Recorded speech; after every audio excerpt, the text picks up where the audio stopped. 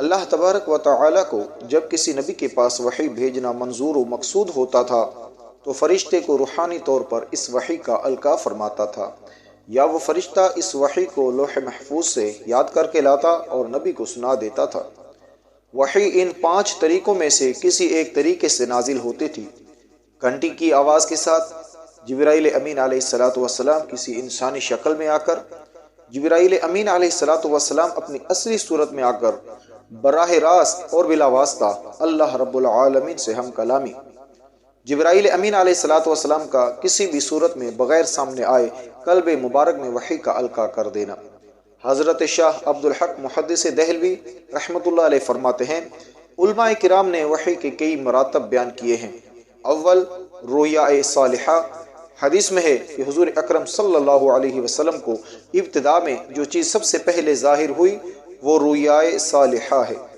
دوسرا مرتبہ وحی کا یہ تھا کہ جبرائیل امین علیہ السلام نبی کریم علیہ السلام کے قلب شریف میں القاء کرتے تھے، بغیر اس کے کہ حضور علیہ السلام جبرائیل امین علیہ السلام کو دیکھیں۔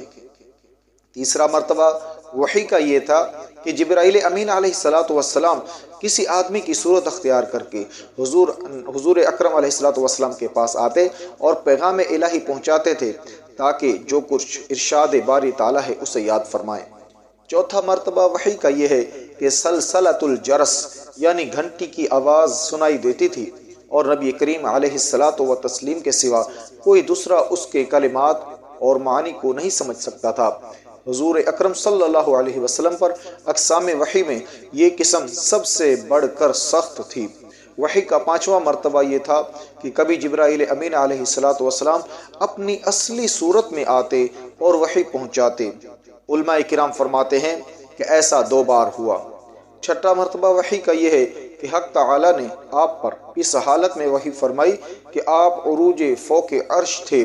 نماز وغیرہ کی وحی اسی قسم کی ہے۔ وحی کا 7واں مرتبہ حق تعالی کا حضور اکرم صلی اللہ علیہ وسلم سے براہ راست کلام فرمانا ہے، جس طرح کہ حضرت موسیٰ علیہ السلام سے کلام فرمانا۔ وحی کا 8واں مرتبہ حق تعالی کا حضور علیہ السلام سے بے حجاب کلام فرمانا۔ کبھی کبھی حضور اکرم صلی اللہ علیہ وسلم حالت نوم میں تشریف دیدار رب سے مشرف ہوتے اور حق تعالی آپ سے کلام فرماتا، جیسا کہ حدیث میں ہے کہ میں نے اپنے رب کو احسن صورت میں دیکھا۔ صاحب محب فرماتے ہیں کہ حلیمی نے کہا ہے کہ نبی کریم علیہ السلام نے فرمایا ہے کہ آپ پر 46 قسموں سے وحی کی گئی۔ وحی ہمیشہ عربی زبان میں نازل ہوتی تھی۔ انبیاء سابقین جس کی زبانیں عربی کے علاوہ تھیں، ان کے پاس بھی جبرائیل امین علیہ السلام عربی زبان میں ہی وحی لے کر آتے تھے۔ پھر ہر نبی اپنی اپنی زبان میں اس وحی کا ترجمہ کر کے قوم کو سناتا تھا اور سمجھاتا تھا۔ قرآن کی وحی کا اول نزول رمضان المبارک کی 27 رمضان المبارک کو بروز دوشنبہ کو بوقت سحر ہوا۔ حضرت شاہ عبدالحق محدث دہلوی علیہ رحمہ فرماتے ہیں، نور وحی کا ظہور دوشنبہ کے روز 8 یا 3 ربیع الاول سن 61 کو عام الفیل میں کوہ حرا پر، جسے جبل نور بھی کہتے ہیں، بقول صحیح ہوا۔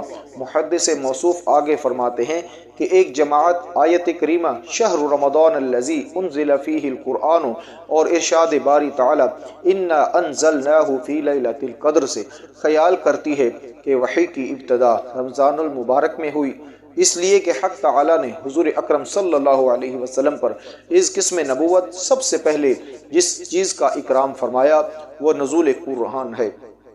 چونکہ نزول قرآن رمضان میں ہوا، اس سے ثابت ہوا کہ وحی کی ابتدا بھی رمضان ہی میں ہوئی ہوگی۔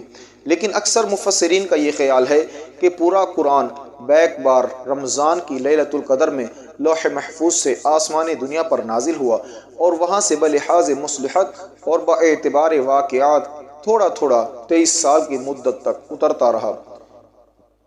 اس نزول کی ابتدا ربیع الاول میں ہوئی۔ بعض کے نزدیک ابتدائے وحی ماہ رجب میں ہوئی، یہ قول شاذ و نادر ہے۔ ایک قول 9 ربیع الاول سن 61 نبوی بمطابق 12 فروری 610 عیسوی کا ہے۔ وحی اول اور وحی ثانی کے درمیان کتنا فاصلہ رہا، اس کے متعلق چند اقوال وارد ہیں۔ تفسیر عزیزی میں ہے 10 دن۔ حضرت ابن صریح فرماتے ہیں 12 دن، بقول حضرت ابن عباس 15 دن، حضرت مقاتل کا کہنا ہے 40 دن، اور بقول بعض 3 سال۔ اس سلسلے میں ائمہ تفاسیر کے مابین اختلاف ہے کہ نزول وحی آخر کب ہوا۔ آخری وحی حضور اکرم صلی اللہ علیہ وسلم کے عالم وصال کی طرف ارتحال فرمانے سے 3 ساعت قبل نازل ہوئی۔ نزول وحی آخر کے 3 دن بعد حضور اکرم صلی اللہ علیہ وسلم نے عالم فانی سے کوچ فرما کر جوار رحمت الہی میں نزول کیا۔ آپ صلی اللہ علیہ وسلم کے اپنے جان آفرین کے سپرد کرنے سے 7 دن قبل آخری وحی کا نزول ہوا۔ حضرت ابن حاتم کے مطابق وحی آخر کا نزول آپ صلی اللہ علیہ وسلم کے وصال رفیق اعلیٰ سے 9 دن قبل ہوا۔ آپ صلی اللہ علیہ وسلم کے وصل دائم اور قرب اتم سے مسرور و مشرف ہونے سے 21 روز قبل آخری وحی نازل ہوئی۔ حضرت عبداللہ بن عباس رضی اللہ تعالی عنہما سے مروی ہے کہ نزول آخری وحی کا آپ صلی اللہ علیہ وسلم کے اپنے مطلوب حقیقی کے جوار رحمت میں جانے سے 81 روز قبل ہوا۔ آخری وحی 10 ذی الحجہ کو منا میں نازل ہوئی، جبکہ آپ صلی اللہ علیہ وسلم حجۃ الوداع کے فرائض انجام دینے میں مصروف تھے۔